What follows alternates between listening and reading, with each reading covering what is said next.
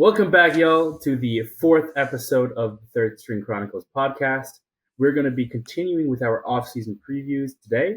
Earlier this week, we recapped the off-season for the 10 worst teams last year. Now we're going to be continuing with the 10 middling teams. So this is teams that made the play-in tournament and the bottom half, more or less, of the playoffs.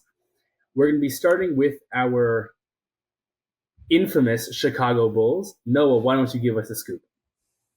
Yeah. To start us off with the Chicago Bulls, we're looking at a team that is going to be over the cap entering the season. The squad was a play-in team, beat Atlanta, lost to Miami, so it didn't make the playoffs, and it's a big offseason.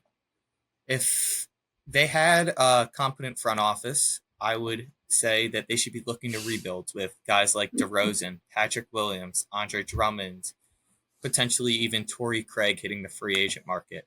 But since it's the Chicago Bulls, they're probably going to overpay for half of these guys.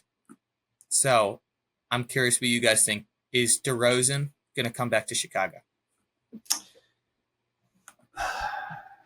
That's tough. I feel like Chicago would want to keep him, but I feel like DeMar's a very loyal player, so a part of me wants to say if they give him a good contract, he'll stay in Chicago. But if I'm DeMar and I'm looking at offers from other teams, I'd be willing to take less money and go compete. You're at a dead end with Chicago. They're in such a bad position. Reports came out that they were getting offered multiple first round picks for Caruso, one being in the lottery this year, and they said no. It's I love Alex Caruso as much as the next guy, but really? Really? I don't know. If I'm DeMar, I want to leave personally. Yeah, and the worst part is that they don't have their pick. They do have their pick, but it's top 10 protected. Right, so they'd have to be in the top 10 to keep that pick. If they keep continuing in this purgatory, just trying to make the play in every year with, a core of DeMar, Levine. I don't even think you can say Vucevic is a part of the core anymore. It's more so Kobe White. If you just keep running that back every single year, you're not gonna win. You'll end up with pick 12 and just eventually not get it. Where in this draft you could tank, get Cooper Flag, Ace Bailey, Dylan Harper, whoever it is that can probably help you win. It's gonna be better than this core that they've currently got.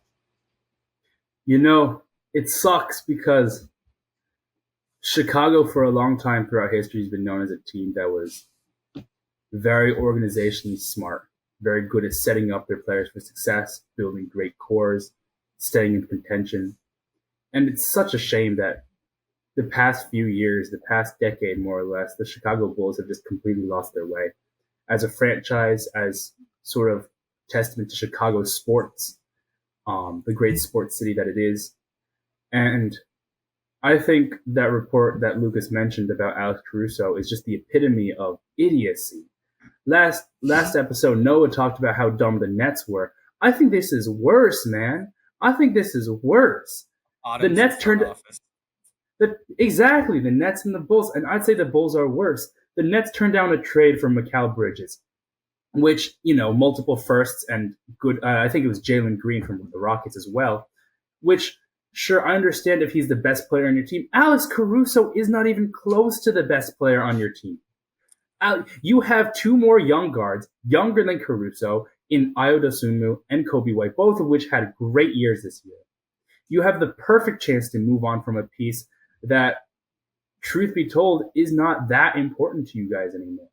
And yet you don't pull the trigger. You want to contend with a losing record, a play-in spot, and ultimately a play-in loss. It's a travesty. It's a disgrace to the sport of basketball. And I think we're not going to see a rebuilding move, but what I'd love to see is for them to try and sell Zach LaVine, get his contract off, wait out the last few years of the Vooch contract, do everything they can to put the ball squarely in the hands of Ayo and Kobe, see what you can do about Patrick Williams. He's not had a great few years now with injuries and down play, but it's time to move on. It's been time to move on. The best time was 2 years ago. The second best time is now. I think that summarizes my views on the Bulls. I'm pretty sure we're all in agreement here. I also just Yeah, want to quickly mention. Go ahead. I just want to quickly mention Lonzo Ball. He seems to be getting back to health, so I'm praying for him. I'm hoping he comes back to the game, has something left to show. Maybe he can contribute to this team, but yeah, I'm in agreement with obviously what is being said. No, yeah, I would really like to see them move off of Zach LaVine's contract. I mean, he's been in reports for like the last season, and with the amount of money he's making, it's kind of like a Bradley Beal situation where it's like, who's really going to take a risk on that contract unless you're getting a bunch of salary dumped in return? If you're looking at free agents, I'd say just go for like cheap swings. Like Taylor Horton Tucker is going to be a free agent.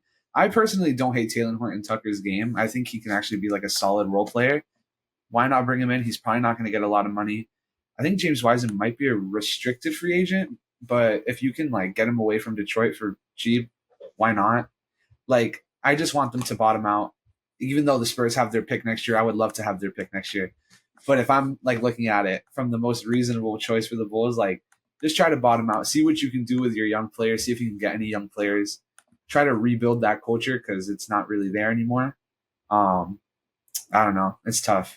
It's shot in the foot. Yeah, I don't think this is like a situation where the GM has control either, because the Bulls ownership has been notorious for just trying to win and keeping those arenas filled. I think it's Chicago more in on general. them. Chicago in general Exactly. just sucks. Like I have friends that It's live more there on and they them know. for sure. Yeah, it's a terrible situation. I think possibly one of the worst we're going to review in this episode. That being said, I do think it's time to move on. The next team is the Houston Rockets. Made the play-in tournament, did they? No, they didn't, right? They did. Oh, Actually, no, they they They didn't. missed. They, were they, delayed. they just just under, missed. just- I remember, yeah. Just missed it. Just missed They the thought they play-in were going to tournament. make it, but didn't. Even though they had a .500 record, we'll take a look at what they might do this offseason now. Yeah. While I I've got a good personally don't question. like to go ahead. No, go ahead. Oh, okay. I was just gonna say, while I personally hate to compliment Houston as a Spurs fan, I gotta say they did a pretty like when they signed Fred VanVleet and Dylan Brooks and like Jock Lawndale got more money than I thought he should have. When they signed all those guys, I was like, what are they doing right now? And they ended up being pretty solid. They kind of, thanks to the addition of Ime Udoka, they were able to kind of build their reputation on like scrappy defense, which makes them even more unlikable to me, which is hilarious. But I really want them to embrace Amen Thompson. I think Amen is going to be really good. I think at the end of the season, he had a couple games where, he was just brought in off the bench and he played really well. Obviously, Fred VanVleet's going to keep starting, and you would hope that Jalen Green is able to keep his trajectory that he had at the end of the year, and Şengün continues to get better, and Jabari Smith continues to get better. But maybe look for a more versatile 3 option, because I don't mind Dylan Brooks starting, but he doesn't give you a ton in terms of offense. Like his defense is great, but off the bench, you're kind of lacking that like spark production. So maybe something along those lines off the bench to look at, see if they can bring it in. But honestly, I think Houston's in a great spot, especially with the 3rd pick. I mean, good GM work. Now keep in mind here. Oh yeah, keep in mind here. Fred VanVleet only has 1 year left on his contract before it's a club option, right? It's a team option that he's got in 25-26. And that's nice. No, for sure he'll be gone, right? So we're assuming he's a free agent in 25-26. That's not the point. The point is the starting point guard role is open 2 years from now. From a development standpoint, my question is, can we get Amen Thompson's playmaking ability up to what he was reported to be like pre-draft? Everyone thought he could be the next big guard prospect with shades of MCW in that big guard with great defense type of game. I think he hasn't shown that yet this year. He's shown the flashes, but nothing more. And a lot of the big guards that we've kind of seen brought into the game the past couple of years haven't fully panned out yet. Josh Giddey, Dyson Daniels, to name a few. But if you can get him right in this 1 year, the offense looks suddenly a lot more dangerous if you can slide Amen down and then bring a guy like Cam Whitmore up into the starting lineup, who in his own right is going to develop really well. I'm really forgot about Cam Whitmore. I was gonna say, you said Dylan Brooks, and I was like, they have another guy at 3. To be fair, I'd rather have Cam off the bench than Dylan. Oh no, for sure, right now, yeah. Given that he can do more with the ball in his hands, and you already have a lot of creators in the starting lineup. But I also think if you can slide him up to the 3 or the 4 and then see how JSJ pans out as well. He also had kind of a little bit of a down year compared to his pretty solid rookie season, I think. He was still great defensively, though. Oh, no, still great defensively. Yeah. But if you can get those 3 guys, and by those 3, I mean Thompson, Whitmore, JSJ, playing up to the level that they showed the flashes of, and then pair that with second half of the season Jalen Green, All-Star Şengün, or whatever he was this year, that is a dangerous lineup. That is a very dangerous lineup. And those guys are going to be on cheap contracts for another 3 years because they're all basically rookies right now. That's a core that you can work with. And I think they should prioritize development in-house. They finally have a chance to do it right after the whole James Harden saga 3-4 years ago, more than 4 years ago now. Wow. I think this is their chance to do it right. Yeah. So, and I'm wondering who's their number 1 going forward. Is it Şengün or Green? I think it kind of has to be Şengün. I'm not gonna lie. Yeah. But like the thing with him is, and when I think of a number 1, I'd want them to be elite at something. I don't think Şengün's an elite post scorer. He dropped 40. He dropped 45 on Wembanyama. On Zach Collins, not on Zach Collins, not on Wembanyama. And MB dropped 70 on Wembanyama too. But you're gonna bring it. That was also on Zach Collins, and he had like 20. Zach Collins. Anyways, what I was gonna say is I think that's kind of the caveat with Houston right now is I don't think if you really try to sit and project between Jalen Green and Şengün, like who can be a number 1 option, I don't think either of them have that written across their names. So, I mean, you can hope to see if one of them can kind of like take that role. Or right now, it's just kind of like 2 Bs trying to work as an A. And if you tell me, do I want the ball in Jalen Green's hand more, or do I want the ball in Şengün's hand more? At least with the projection of the last 2 years, I would go Şengün.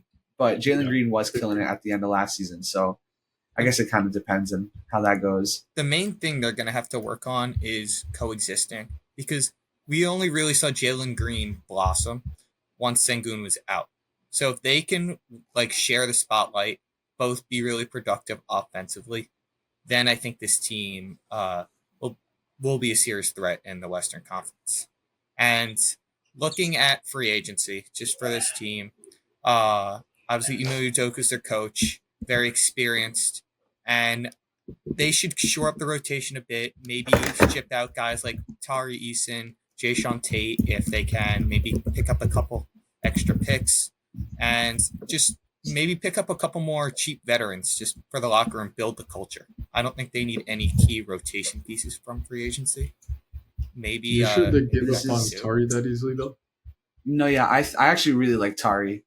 Yeah, I think his defensive ability, someone like him off the bench who could, not an amazing scorer, but he could shoot the 3 ball sometimes. He could drive in. He's athletic, good lob threat.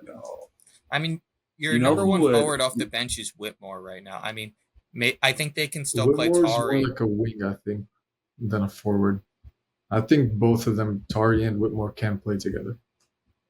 I'm not going to lie. If you were talking like cheap veterans to kind of help establish the culture, I think like Marcus Morris could be a very nice cheap veteran that he's a big culture guy. Mm-hmm. If you really want to get a guy that kind of brings that toughness, I feel like Ime would love having a guy like him on his team. Another guy, before we move on, just I think to help him out, not only with development and vet presence, but also to maybe give them spot shooting. Eric Gordon, bring him back. I think that's not a bad call.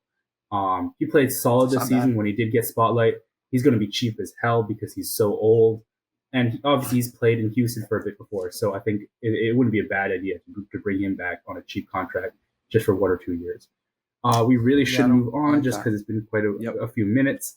The next team is this hurts, man. We're going through good teams that are in bad spots right now. Golden State. Oh boy, they are. I have a lot of opinions. Team. They have the most money committed in the NBA for next season. Really? And it's been that way for a while too.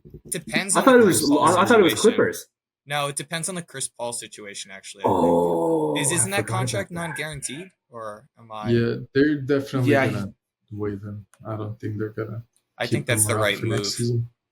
And if that's the only move, maybe just offer him a cheaper deal for like 2 years, I guess. He'd probably be But willing to which come then back. again, I still wouldn't even do that. I feel like if they're gonna do something like that, I feel like Chris would just go to a better team. No offense to Golden State, some other Mhm. team is willing. No, Like I the Lakers agree. would definitely be like, "Yo, here's 2 years, 10 mil," and like he'll take it. He's 'Cause I addicted think to he'd the rather play with finals. He LeBron wants than to find Steph. his way back. He addicted to the finals, bro. He's been in rehab for the past 4 years now. He hasn't relapsed since. Congrats to him, man. Good for him. He's beat his addiction. So the good thing with the Warriors, though, they've got their first round picks from 2025 to 2029. So, if, next season they're bad, they can maybe be like, okay, wait, I don't think this core, like the window's done with, Steph Curry. Maybe take a step back. I'm not saying you trade Curry, but like it would be a tough position, which we could discuss. You don't that trade if Curry. You can't do that. You can't do Honestly, that. I don't think. I it's think gonna before I happen. think about trading Curry, I try to gauge what the value of Andrew Wiggins is, and I like Andrew Wiggins. Isn't It's his been contract hard, up soon? I don't His know con- when it signed one I don't expires, think he has much but he's value making as of 4 right years. now. Oh, he resigned. He resigned. Right? It's I forgot about hard that. 4 years because younger. I mean, he did have Terrible. personal issues throughout the season, and that kind of affected Correct. his play like a lot. But like if you look at a team like Dallas, I think Dallas would totally be interested in a guy like Andrew Wiggins. Maybe go for like Josh Green, Jaden Hardy. I know Dallas has a couple picks that they can use. If I'm the Warriors, I try to retool because realistically, they're probably not going to re-sign Clay.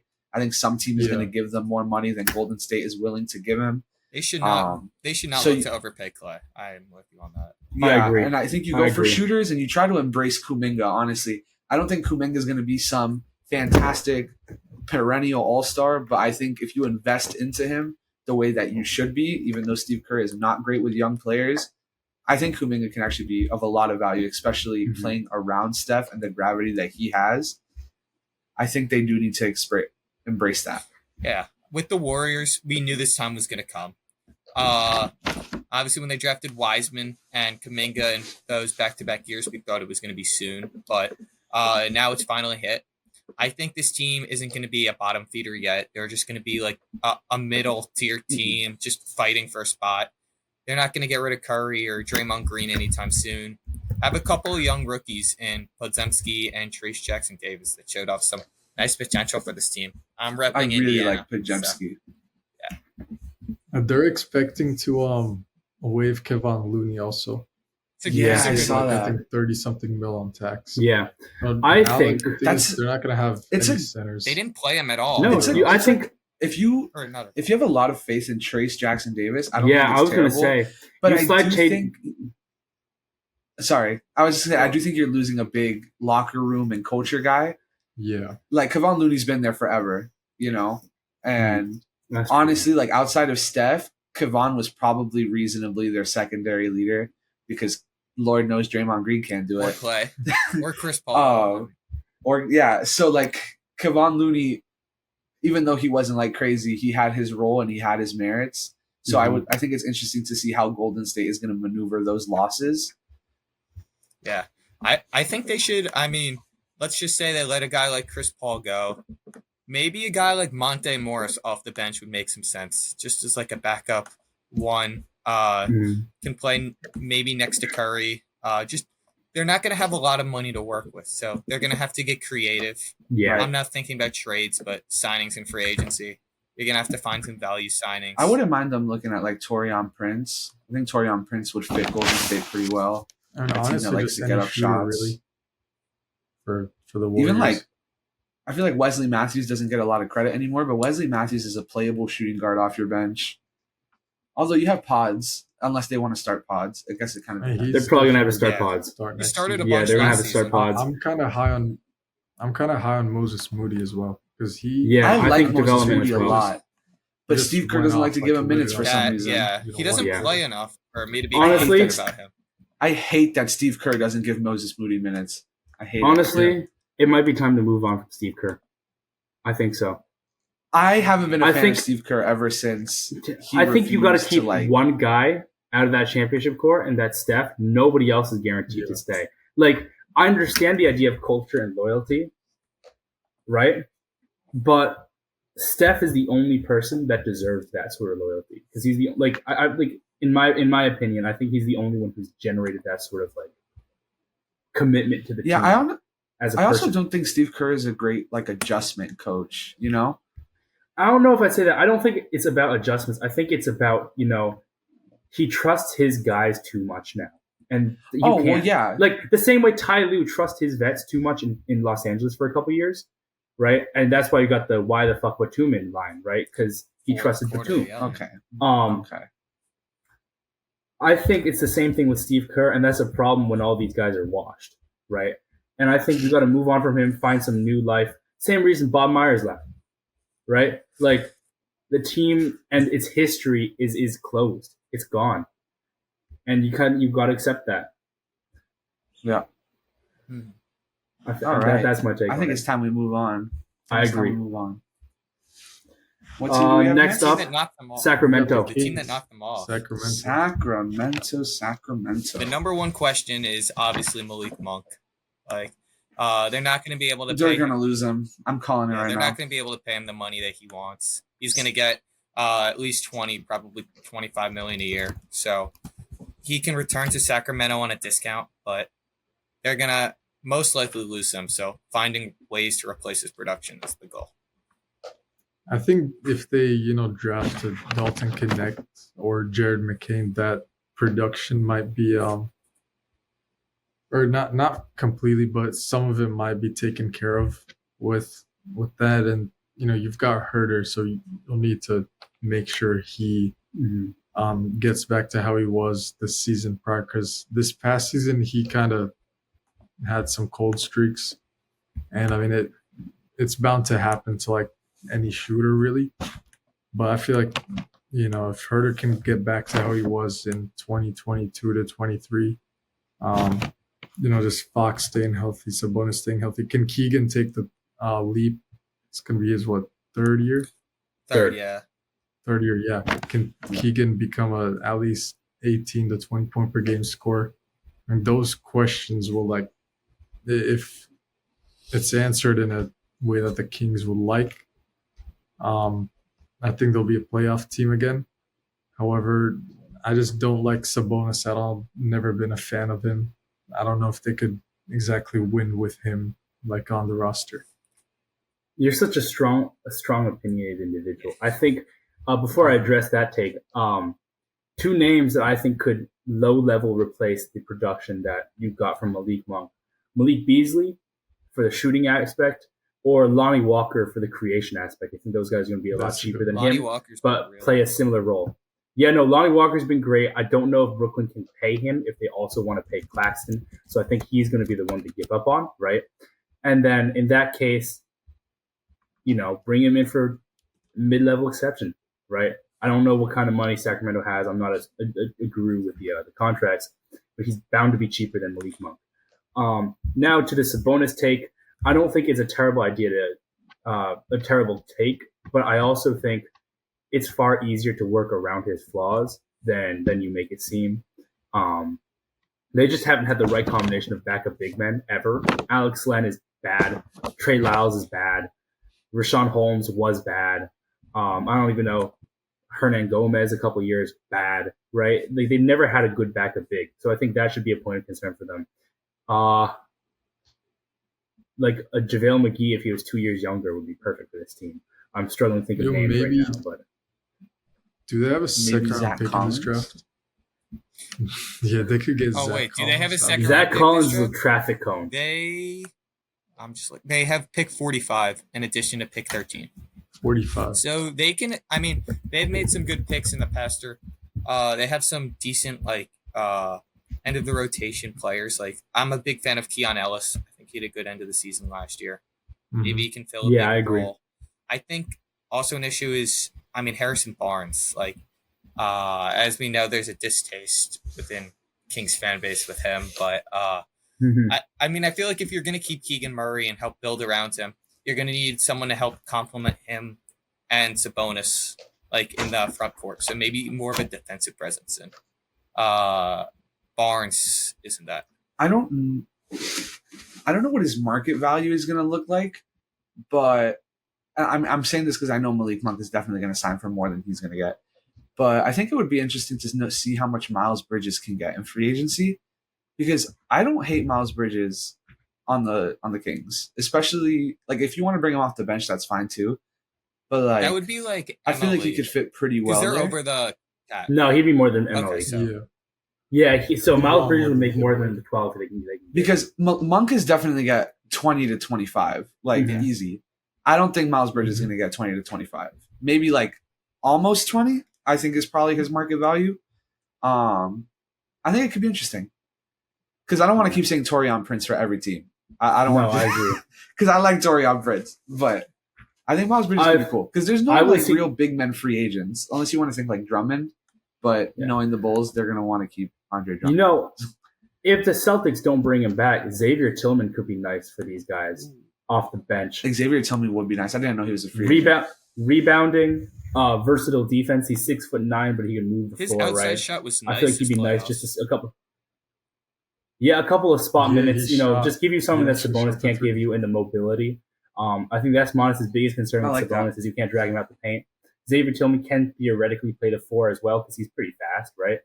I don't think that's a viable playoff option, but it's something you can give him like 5-6 minutes for in a game and not die instantly, right? And one thing I've noticed as like a game planning issue for a lot of teams is the guys you give 20 minutes to sometimes are more important than the guys you give 36 minutes to. You saw 100%. Great team, Oklahoma, been built perfectly. They gave 20 minutes a game to Josh Giddey and like 5 minutes a game to Gordon Hayward. Instantly got knocked out, right? Because you just can't afford to give up that much space in terms of what these guys are lacking on the court. And so I think improving along the margins, Xavier Tillman would be a great pickup for cheap. Sorry, before we move on, I want to say one more name. I actually kind of want him to stay with the Spurs, but I think Jetty Osman would be nice for the Kings too.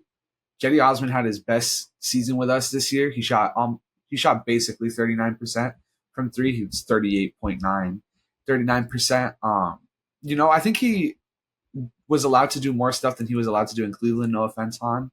Like we had possessions where he was running the ball up. We had possessions that, like he was getting to the rim pretty decently. Not for him to do it every possession, obviously, but he has the ability to cut in. He has the ability to hit the 3 consistently. I know that was a thing for his last couple of years in Cleveland where he was very streaky.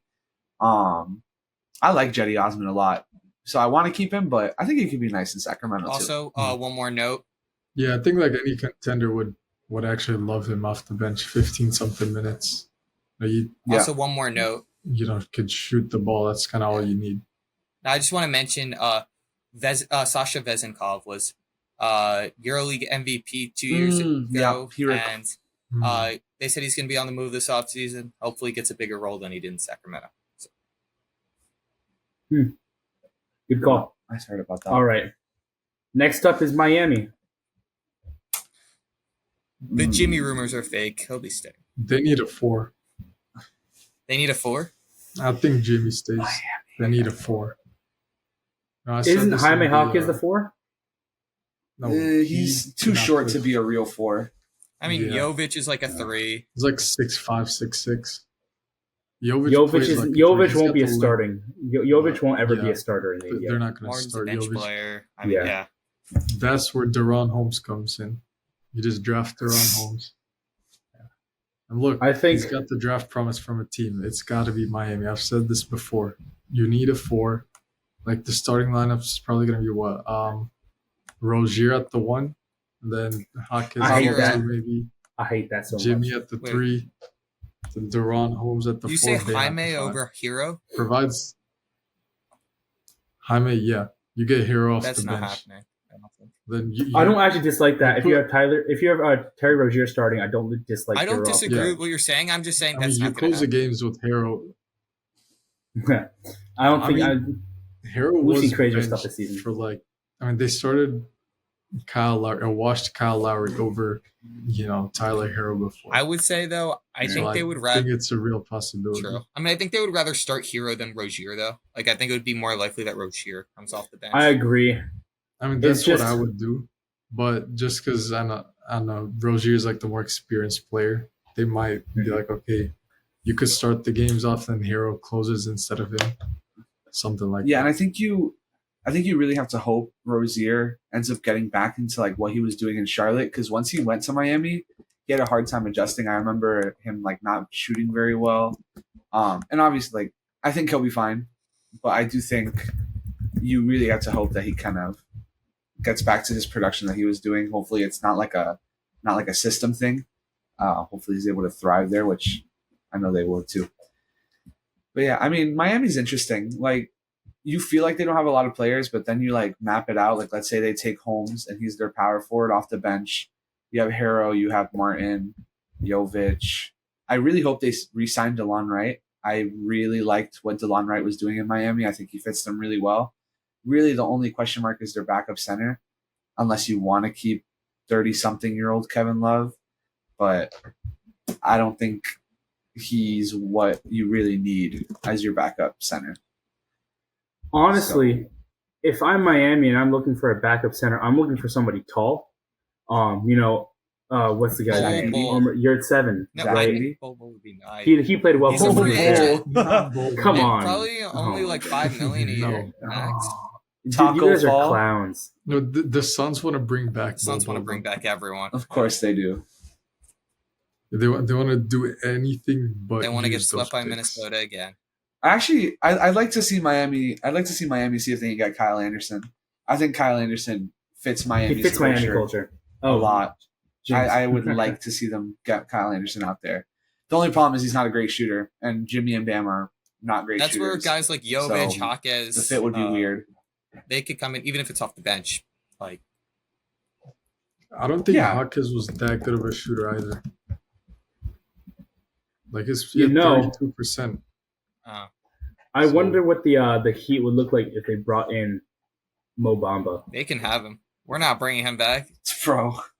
Like he's all right, but like no, like he's not like a center you want for a competitor. He's essentially a taller Thomas Bryant, and Thomas Bryant wasn't terrible for them. In my opinion, you don't want Mo Bamba to play more than 10 minutes per game if you're a contender, or trying to be at least. So. Honestly, I think if you're a contender, you don't want Mo Bamba playing any minutes. Yeah, I don't know. I think they could use some more youth at the center position, just because Kevin Love's starting to show his age really badly. Besides hitting threes, there's nothing else he can do. And obviously they had Thomas Bryant there as well, but looks like he's kind of fed up with that role. Boban, like the same thing with Kevin Love. You know, Boban's like a locker room presence at this point in his career.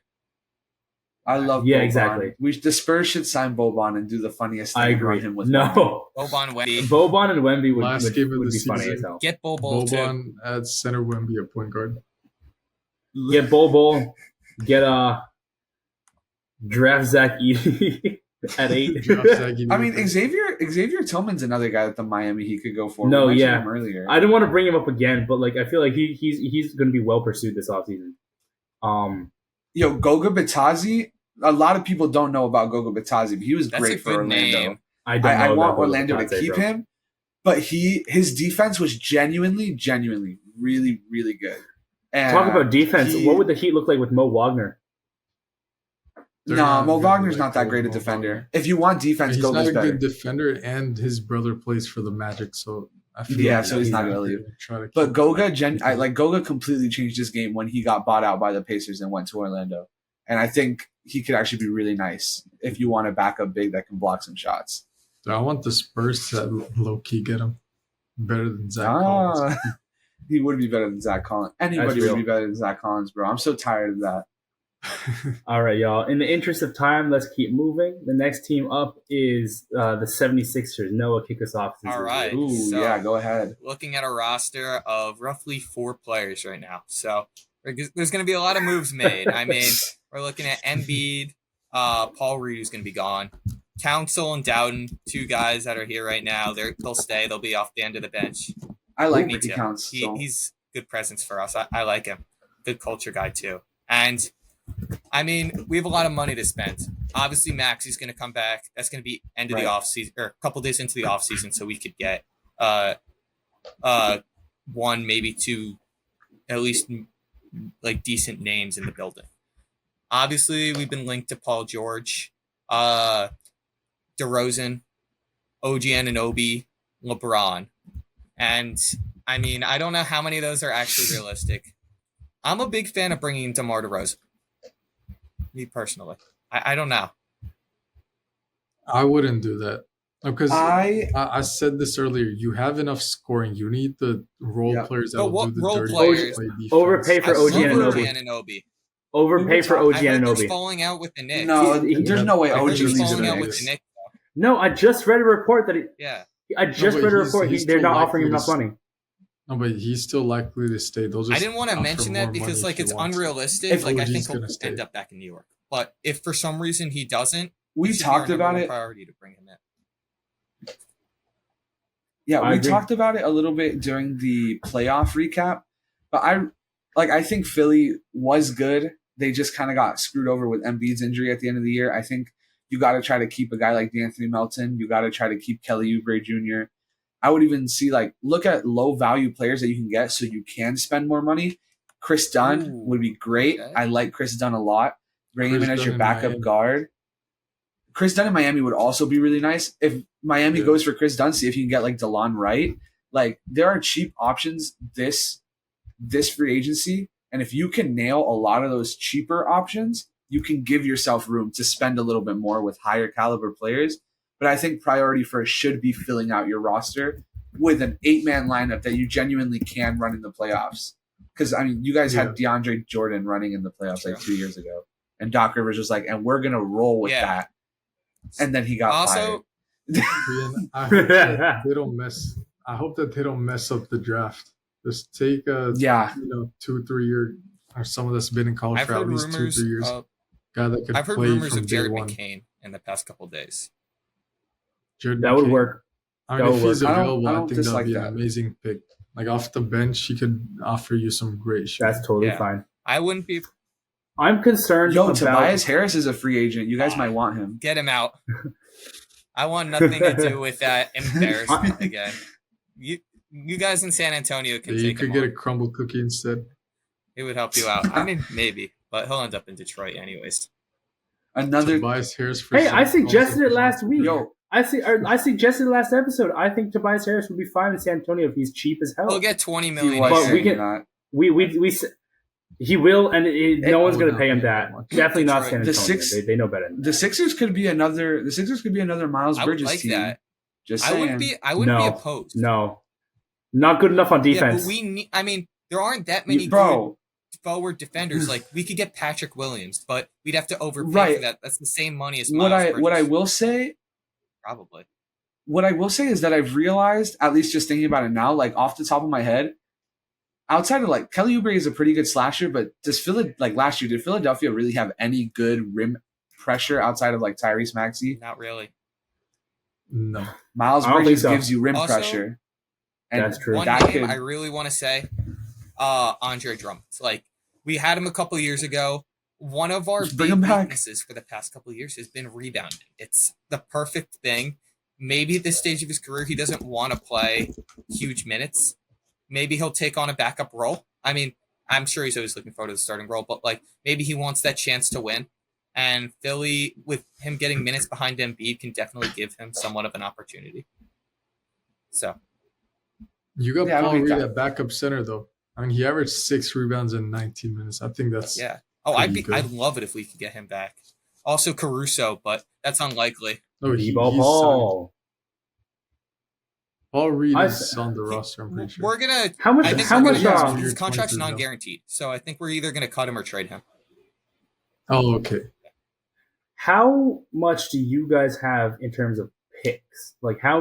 What's that situation? Okay, so this year pick 16, and I think we have a I mean- second. Future years, we have like a 2026 pick that's not high value. We have the 2027 Clippers pick. We have, I think, the 2029 Clippers pick, that's a good pick. and I think 2030 our own pick. Ooh. That's Yo, solid. 2029 Clippers. It might be a aren't swap terrible. actually.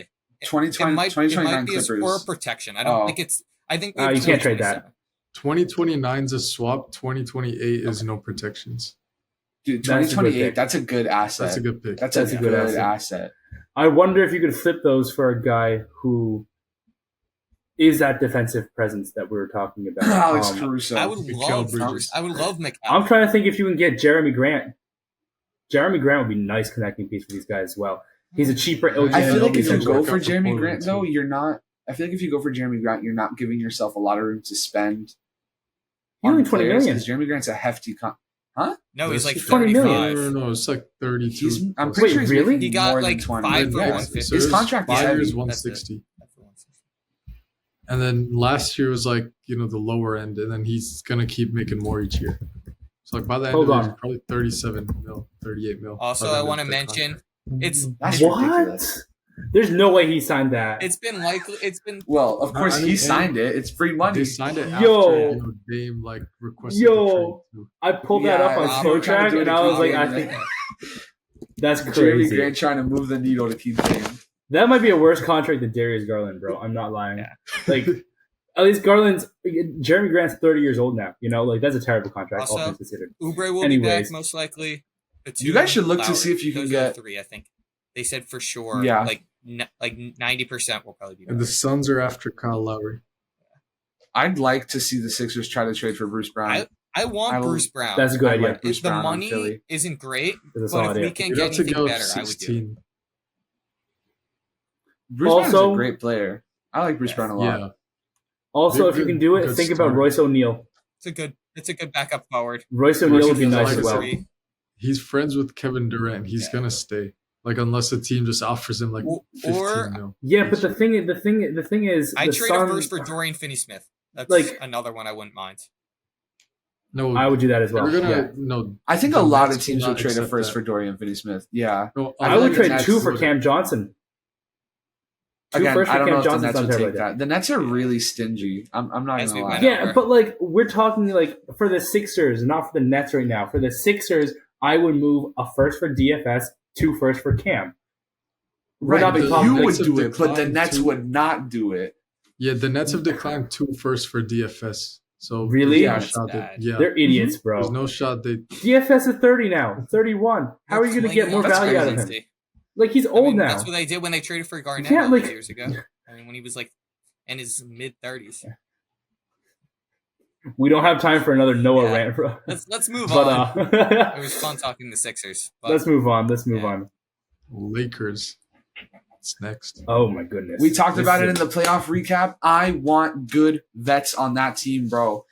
Their bench can no longer be, I'll give you 10 points every night, LeBron AD, do your thing. You need good vets and on that LeBron will team. be back. Go get Chris Everyone's- Dunn. Everyone should know that. Yeah, Oh, yeah. we're all on the same page. I'd like them to get Chris Dunn. Kyle Anderson, although Kyle Anderson doesn't really give you scoring, but Kyle Anderson's good. I think the Jared Vanderbilt experiment is kind of a bummer. I really thought Jared Vanderbilt was going to be like really nice for them. Yeah. Hasn't turned out that way. I agree. I think I you think move that, him. the thing is, his value is like nothing. He's a non-factor on offense. But he's not that And his- expensive, and I'm sure someone would take it. Like some young team's going to take a bite. He's a forward. I That's a feel like, position that's I mean, maybe, but you're probably not getting more than like 2 second-round picks, 3 second-round picks. I don't think anybody gives up a first for Vanderbilt. Yeah. No, not even 3. At most 2 second rounders. Because how long is this contract for? Don't. Monte Morris could be nice for the Lakers. Who's I wouldn't gonna be mind their that. starting point guard next year? Marcus Morris as well. Marcus Morris as well. Do you- D'Lo. And as of Well, I now, heard they're D'Lo's going to still decline here. his. if he gets or he's gonna traded, decline his option then potentially, just to get out of LA. Oh, well, we don't know that yet. Well, even I if he mean, does, that's- it's to seek out a longer deal with Los Angeles. It's not to find I would that's think so, probably but- true. Yeah. Never because know. think Ooh. D'Lo's one of those guys I like- that's going to get more money in house than out of house, just because of how unproven he's been as a consistency factor. Right? He's That's good for true. the Lakers. They need him because they don't have another point guard because Gabe Vincent doesn't exist. And Jalen so Mitchell. as a they result, hate him. shut I've up. heard that. Mitchell. As a Wow, result- wow. As a result, they're going to pay D'Lo more long term than another team would. A team with cap space isn't going to bite on D'Lo because what do you get out of a guy that's already 28, 29 when you're young, right? You don't. And so I think at this point, he's going to decline the player option to try and get a long term contract, and he's going to get it. It's not going to be huge money, but it's going to be substantial for him. That's good. Security is good as well because he's kind of inconsistent. For the Lakers, they get a starting point guard for the next 3 years. Yeah. I think another name that we haven't mentioned at all, partly because he wasn't very good in Oklahoma. But I personally still have faith in Gordon Hayward. And Gordon Hayward's going to be dirt cheap. Nobody's going to give Gordon Hayward more than like 12 mil. He's going to be dirt cheap. I think he has experience. In Charlotte, he wasn't honestly that bad. Like, he shot kind of average from 3, but he wasn't terrible. He was just really bad in the playoffs in OKC. And you saw his wife kind of rant about it when the coach was like, when Sam Presti was like, I made a mistake trading for him. That one, I think Gordon Hayward could be nice. I think it's a place where, you bring him off the bench to like kind of let him do his thing. Like, I think they just need somebody like that off the bench. Like, Gabe Vincent, Alec Burks. What's up? I was gonna say that. Dude, let's go. I was gonna say that, bro. I was so ready to say that. New York, though. Oh, he does, because they're not gonna prioritize him. They're prioritizing OG Anunoby. They're prioritizing OG Anunoby and Isaiah Hartenstein. Like, they'll still get him. I don't think he'll go back there. Yeah, but how much do you think he realistically gets paid? Like, you're not paying him more than $5 million. I don't know if New York's going to go around offering that. I mean, they might look for younger options. Well, they also have younger options. I mean, the reason they played him is because people were hurt. But when they're healthy, they have so many options at guard. I don't think they need him in a healthy rotation. I mean, off the top of my head, I have another name. He was amazing against the Pacers. I don't think they actually would want to move him. Yeah, but they might have to get rid. No, well, he's a free agent. I don't think they can offer him back. I would like to see him on the Lakers, though. I feel like he'd be great. Just like you said, off the bench. He'd be a great fit. Somebody that kind of. Yeah, this actually kind of falls into that. Something that kind of like fell off the face of the earth last year. Reggie Bullock. Like, I think Reggie Bullock can kind of be like a KCP-esque, just not as good as KCP kind of player for LA. He still shot 40% in Houston last year, even though he was only really playing spot minutes. Eric Gordon. But that's just because Houston had so many people that Reggie Bullock wasn't really getting minutes. But I think Reggie Bullock could be nice. He's not going to be expensive. He's definitely going to get the scapegoat treatment in LA. Like, if he misses 3 threes out of his 4, Twitter's going to be like, oh my goodness, kill him, get him off the team. Twitter hates everyone. But I think Reggie Bullock could be good. Fan base. Twitter's so bad, bro. Twitter, in a similar vein. Oh, that's not a bad call, because they do need forwards as well. In a similar vein, I think he's a Najee Marshall. From the Pelicans. Najee Marshall's good. Yeah. In a similar vein, if the Magic elect not to bring him back, Gary Harris would be amazing. I was about to say Gary Harris. Gary Harris, as a Magic fan, Gary Harris is so weird. He's like the exact same player. He's so inconsistent, That's dude. That's a name I wouldn't mind in Philly. Like, he's the same. I don't hate exactly him. Honestly, what you're going to get out of him, but he's also so inconsistent on a night-to-night. Like, you're going to get the defense and 2 threes, but you don't know if it's going to be 2 of 5 or 2 of 2, Like, it's like the Tim Hardaway Jr. meme where it's like he's either going to play like prime Klay Thompson or he's going to play like Ben Simmons and not be able to hit a shot all game. Yeah, exactly. It is so divisive. I don't hate it. I don't hate that idea. Gary Harris is good. But another person that would be like an LA scapegoat. Like, I feel like he could do to them what KCP did 3 years ago, or Danny Green tried to do. Honestly, in the bubble. I would just go with both. Go Reggie Bullock, go Gary Harris. Like, both cheap guys that can do their job. They have experience. They can do their job, and LA needs that. Obviously, all of this hinges on the assumption that LeBron is coming back. He's gotta. I don't think he's leaving. I feel like that's more or less given, unless he takes $2 million to go play in Cleveland for his retirement, or he takes $30 million to come play in San Antonio. All right, maybe this sounds biased. The only real other destination I could see LeBron going to is Philly. Oh, but, Philadelphia. I mean, I don't think he's going to, but he did have dinner with Nick Nurse the other day. So. If Philly taking Bronny with 16, that'd be fun. Hey, LeBron did have dinner with Nick Nurse the other day. All right. Yeah, but that's to get Nick Nurse in It was LA. in Philly, but hey, let's move on. Let's move on. Indiana. Ooh, the Eastern Conference Finals. Wow. Honestly, run it back. I like Indiana. I don't. Just keep developing your guys. Let Jarris Walker play. I know Manas wants him to get traded. Do not re-sign Obi Toppin. If you re-sign Obi Toppin, please trade Jarris Walker. No, I just think bring Jarris Walker off the bench. Like you don't need Obi to Toppin's rush him become a into being small a forward starter. now. Obi No, Toppin, if you like, I don't like- If you No. wait, hold on. If you watch the way Indiana uses him, he's a wing at this point. Right. Yes, they play him at power forward in the lineup. He is the fourth player in the spots, but they play him like a wing. He takes most of his shots, greater than 50% of his shots, from above further out the 3-point line. He takes most of his shots either there or slashing to the rim. He doesn't have any sort of a post game that he relies on. Doesn't have any sort of an on ball creation. He is essentially a wing. So I think there is a scenario, there is a reality in which he and Jarris Walker play on the same court together.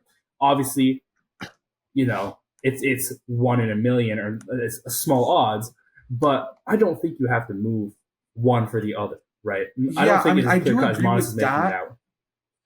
I do agree with that, but I think like if you're gonna make the argument that Obi can play the 3, you want Jarris to start, just bring Obi off the bench. I think Aaron Nesmith has been too good of a small forward to not have him start. Aaron Nesmith genuinely like revitalized his career, and I'm very impressed. Like I would love Aaron Nesmith on the Spurs. Like he's a guy that any team would really like. Like so, you got to have him at your 3. Hopefully, I don't really know what they want to do with Benedict Mathurin. Like I feel like he's kind of going to be like Tyler Hero, where he can start, he's kind of going to be a perennial like 6-man. Like their core is. So I think you also have to try and figure out that 2 spot, because I don't really like any option they have at the shooting guard. Like Andrew Nembhard's cool, but I'd rather. He's not. Nembhard's a backup I like point. that with Tyrese. Nembhard's a backup point if that's where you want him. McConnell's kind of like the same way. If you get Nembhard at back. No, fine. I just but don't McConnell's like how getting old. I don't if you like get how Nembhard at backup point, then you just start Mathurin at the 2. I think it's a simple equation. And that's my thing. I don't like how either of them complement Tyrese. I think with Tyrese, you really need to try to get like good defenders, good shooters. Like Tyrese is going to have the ball in his hands 80% of the time because he wants to create for his teammates. A guy like Andrew Nembhard and Benedict Mathurin are at their best when they can have the ball in their hands. You saw Andrew Nembhard go crazy when Tyrese went out against the Celtics. Like, correct. He was cooking. It was crazy. So I feel like to put Benedict Mathurin or Nembhard for majority of their minutes next to Tyrese Halliburton is doing a disservice to the skills that they can offer when he's not on the floor. So I was trying to find that too.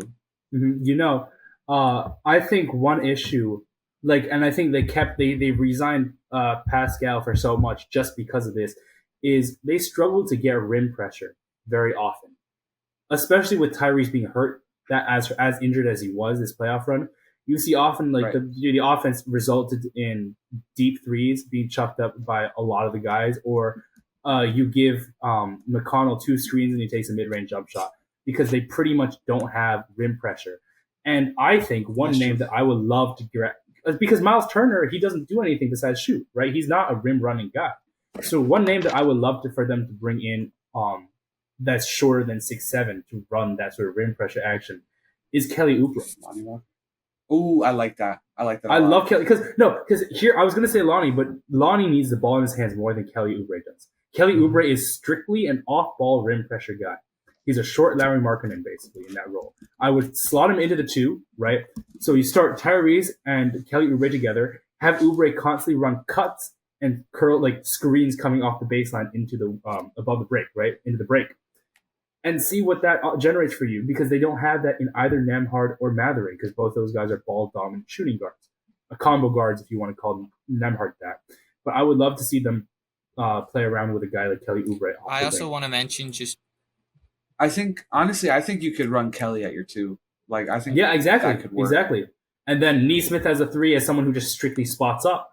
The 4, Pascal, someone who gives you another offensive creating hub. Yeah, 5 Turner. That's a pretty good 5-out option, like that 5-out offense. Yeah.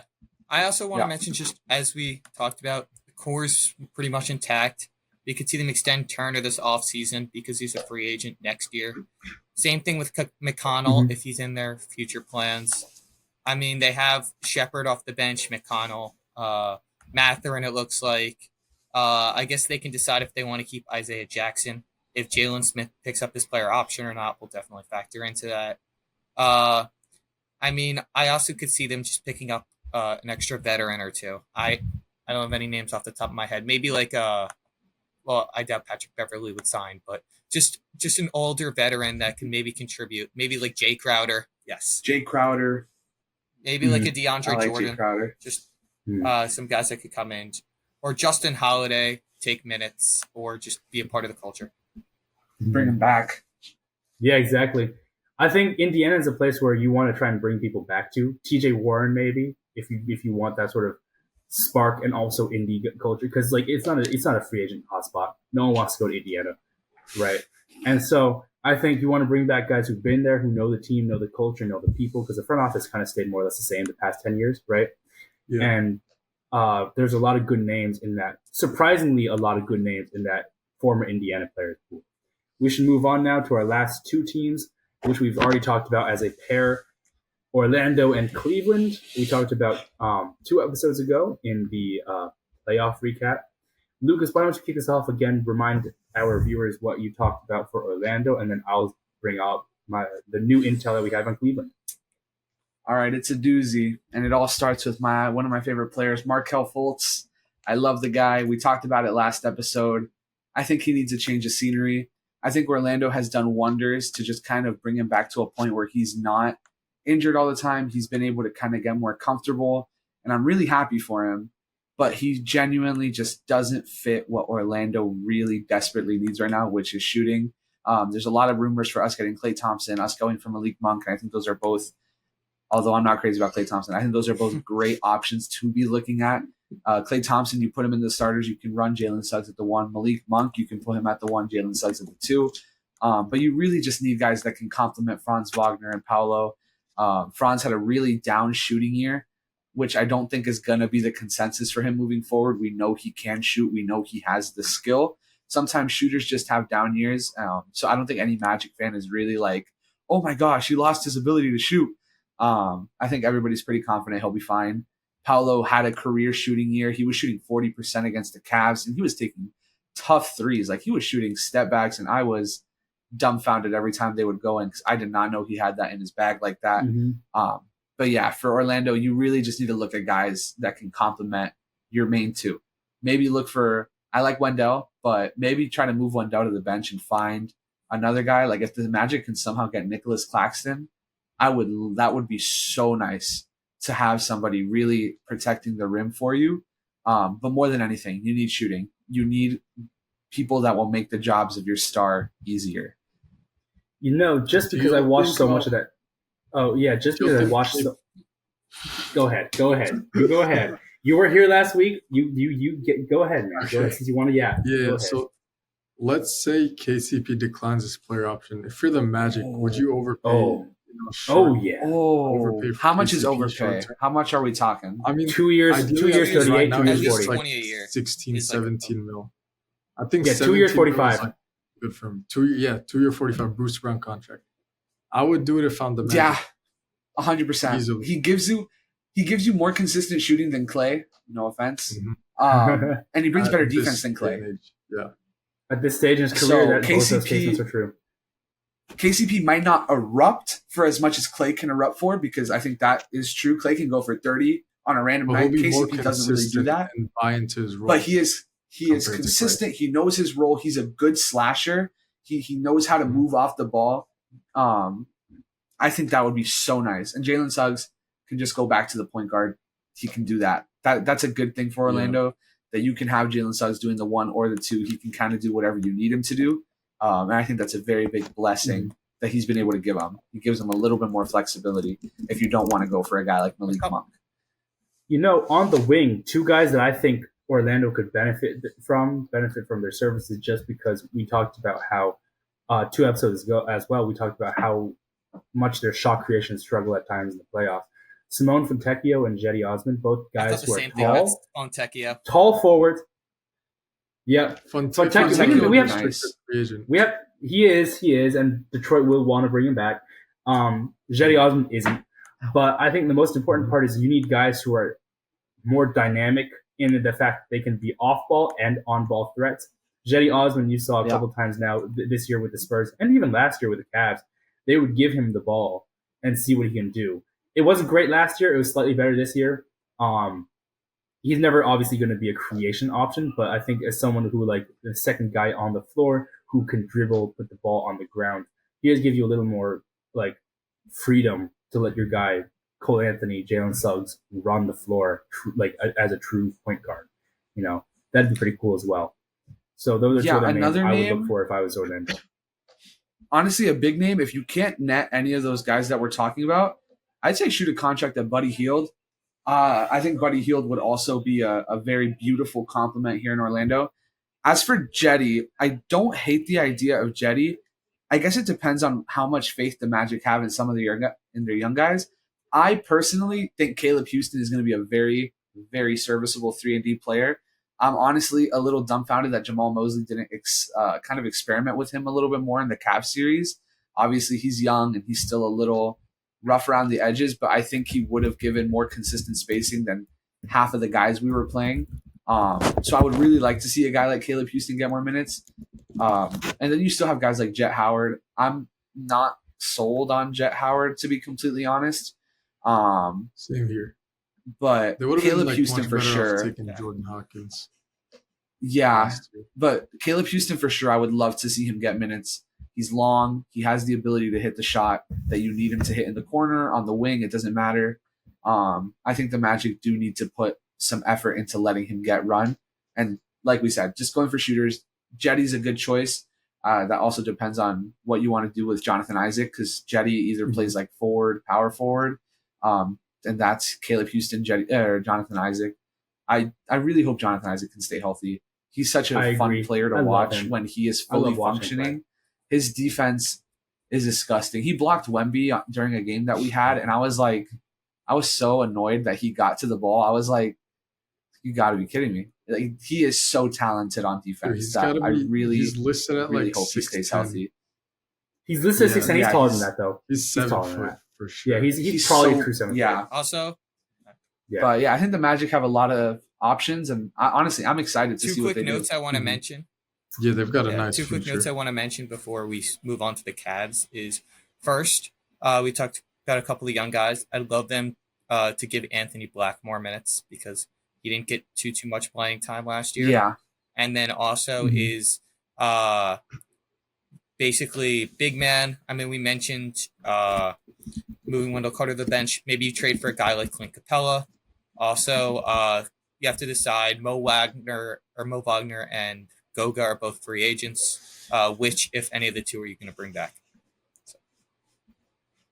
Good for keeping us updated on the in-house situation. I'm going to wrap it up now with Cleveland. We talked about them 2 episodes ago in the playoff recap. New intel has since dropped. A lot of this is being discussed in Cleveland forums. That is that Donovan Mitchell, in his outsized role as a team leader, which some people say is like LeBron-esque, doesn't want the team to trade Jarrett Allen because he likes having him as a teammate. And we saw this quick, like 2-month, 3-month flashback when both Ev and DG went down with injuries. Jarrett Allen became a legitimate all-star and I would say all defensive candidate with his play alone as the only big man on the team. I mean, he put up, I think, 17 and 12 and 2 blocks over a full month of games, which is an incredible stretch from a guy who isn't known for his offensive versatility. He was at one point in the season, I think one of the top 3 in offensive rebounding percentile. He put up a great season. Great compliment to Donovan Mitchell as a guy who can set that screen and get out of the way. So don't look to see the Cavs moving on from Jarrett Allen this year yet.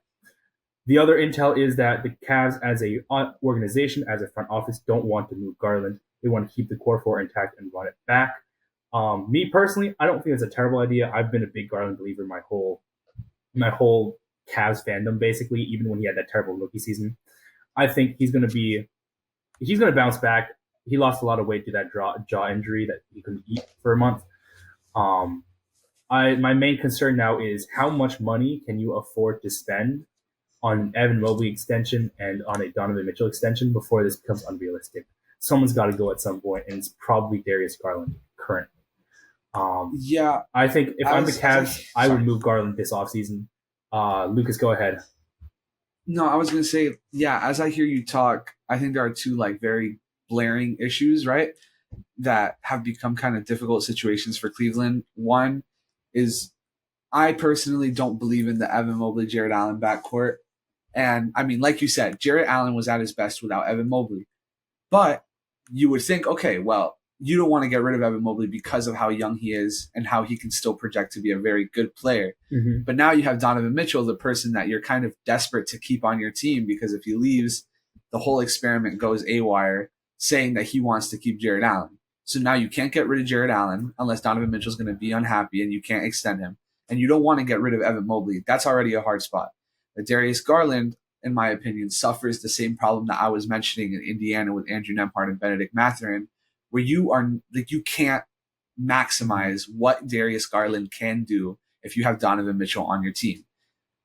It's just it can't happen. It's not even that. He's not unproductive. He's still efficient as a shooter, as a scorer. The issue is you don't get the playmaking out of him that you would if Donovan Mitchell wasn't there. I think the issue has so here much now, more that he can give you that he can't if Donovan Mitchell has the ball. And I apologize, we kind of left Monis and Noah out of this conversation because this is something that me and Lucas have talked about for like a month, ever since the Cavs Magic series. But I would love to see a Brandon Ingram trade if we can move like Garland for Ingram straight up. That's never going to happen. I've heard the same. I've heard the same with Jared Allen for Ingram. I don't think this is Darius Garland for Keldon Johnson. Please don't do it to me, man. I don't think this is an offseason. You can have Zach Collins too. I mean, we'll give that's actually worse. That's worse. We'll give you Malachi Branham too. too. The core four intact is Ohio native. Bring it back. Keeping that core four, it hasn't really been too successful. I think you gotta change it up. And I mean, let's just say that they keep off four. I think guys, if they decline their player option, like Josh Okogie or Torrey Craig, could be good pickups for the Cavs. Maybe they can bring back Okoro on a decent deal, not too expensive. But yeah, I feel like Okoro is going to find some interest, but as an RFA who still isn't a great shooter, I don't see him garnering too much more than like around $10 million. So I see him as somebody we can bring back. I hope to God we get rid of Jordan Yang. He's just been so bad for us this offseason, which is sad because he was a great player during the regular season too. He was a good leader. He could shoot the ball. Apparently a great like locker room presence, but he just isn't worth $8 million anymore. You know, Max Strus I really like. He played pretty well for us. Hard-nosed defender, much better than I expected. Honestly, if Okoro leaves, I'm not like too sad about that because we have Strus coming off the bench as well. I'm not gonna lie. In Game 5 and Game 7 against the Magic, Max Strus completely turned the tide, especially in Game 7. Yeah, like we were up 20, and I was convinced. I was like, all right, let's just keep it together. Max Strus, who had not hit a shot the whole game, goes and hits like 3 shots in a row. That completely puts Cleveland back in the game and gives them all the momentum. Yeah. He is one of those guys. Like he's one of those guys, like you mentioned with Klay Thompson, where he's not consistent, but if he goes off, he can go off for a lot. We saw this a couple times in the regular season too. Before the Dallas game winner, he had hit, I think, 4 straight threes, and then he hit the game winner, right? Which is ridiculous work from a guy who his entire career has been game winner. Yeah, I mean the crowd pop every time he hit a 3, unparalleled. Some other names I would like for us to keep on the roster, especially since we've gotten rid of some fan favorites in the past few years. I want to see us keep Dean Wade. He was hurt this offseason, but he played pretty well in the regular season, defensive connecting piece. I would like to see if we can get another one of those wing connecting guys I was talking about. We have no money to work with, but I would like to see a vet like I don't even know who Joe Jay Ingles, Crowder, Marcus Morris, Jeff Green, Joe Ingles. Morris, bring him back. He was great. But I think honestly for the Cavs, if they don't want to break up the core four, you get as many good vets as you can, reliable veterans, and try to run it back. Justin Holiday. Reggie Bullock. I don't like Reggie Bullock. We have enough guard play, and quite frankly, speaking of guard play, we need a backup point guard. Monte Morris. That's the name I last thing. said before. But Campaign. Could draft I love him back in Philly. We could draft a Get backup point guard in the building. Let's see if we can get. Not bad. Ooh, low key, Ooh, I feel like he might get more than a minimum, but Aaron Holiday was really nice for Houston this year off the bench. that's a great call. That's a wonderful call. Yeah, I really like him as a player overall. DSJ in Brooklyn was not bad to start the year. Yeah, I wonder what his like. I don't think he's going to get a ton of money, but I don't think he's going to go for a minimum either. So I wonder what. I don't what the either. team will I throw at wonder. him. Yeah, because he's not old. You know, he's not like, and his game is reliant off his burst. But he's still one of those guys. Like he's developed a game sense which he didn't have when he started his career. So Yeah. I think he's a different player than he was in Dallas for sure. So I think DSJ is going to get more than a minimum. But if he only gets a minimum, I'd like for us to try and look at him. Chris Dunn, if he only gets a minimum, that's another name. DeLon Wright's going to stay in Miami, sadly. But there's a lot of guys this year which we could do right with. Ty Jerome was not the option. I was excited for him, and then he stayed out all year with an ankle injury, so that's kind of disappointing. But that wraps up my take as a Cavs fan. Get the good vets and do what you can in running it back. Would you really run it back though? Because I feel like eventually you'll have to split up Garland. Well, and not Mitchell and just this year. Allen I think the and Cavs, as a front office, are looking at next year, see how far we can make it. But with the East, it's firmly in the hands of the Celtics. I don't know how far we'll make it. I think the first guy to go out of the four will be First guy to go will be Allen. Second guy to go will be Garland. I hope Donovan signs like a full max extension, not like some 3-year, 2-year deal, just so we can keep him long term and don't have to worry about that. Because he is somebody, Monis really likes to talk about number one guys you can win a championship with. I think Donovan Mitchell, the way he played this year, is a guy you can win a championship. Could be that guy. Yeah. And so I don't want to give up on that while we have him in the house. Yeah. All right. I think that's it. I think that does it. Yeah, I think that does it for this week's second offseason preview. Next week, we're going to be coming right back in for the last one right before free agency starts officially, which is exciting. Man. That week we'll also have news for the – I was about to say that. Next week, we'll also have news for the draft, so that'll help sway our opinions a little bit for those top 10 teams. Mm-hmm. But it'll definitely be an exciting episode to cover. Most of the teams are going to be from the West. We have a couple East teams in there. But yeah, hope you guys enjoyed. We'll see you guys soon. All right. Thank you very much for watching. See you all next time.